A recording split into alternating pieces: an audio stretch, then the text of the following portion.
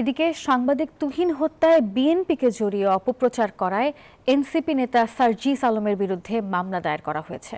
মঙ্গলবার গাজীপুর অতিরিক্ত chief metropolitan magistrate কোর্টে 10 কোটি টাকার মানহানির এই মামলাটি করেন বাসন থানা বিএনপির সভাপতি তানভীর সিরাজ। আর এ সময় তিনি বলেন, অপরাধী চক্রের ভিডিও করায় সাংবাদিক তুহিনকে হত্যার ঘটনায় সার্জিস আলম না জেনেই বিএনপিকে জড়িয়ে নানা অপপ্রচার চালিয়েছেন, যা দলের ভাবমূর্তি নষ্ট করেছে। জাতীয়তাবাদী দলের ভাবমূর্তি সাধারণ জনগণের কাছে ক্ষুণ্ণ করার জন্য সেই সমস্ত বিবৃতিগুলো দিয়ে থাকে।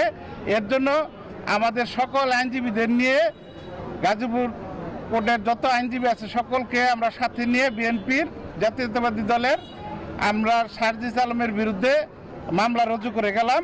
কোর্ট বলেছে মামলাটা সিআইডি কে তদন্তের নির্দেশ দিয়েছেন, সিআইডির রিপোর্ট পাওয়ার প্রেক্ষিতে পরবর্তী আদেশ দিবেন। বান্ডেল থাকলে প্রতি সেনমানিতে টাকা বাঁচবে। বিকাশ সেনমানি বান্ডেল কিনে জিতুন প্রতি লেনদেনে।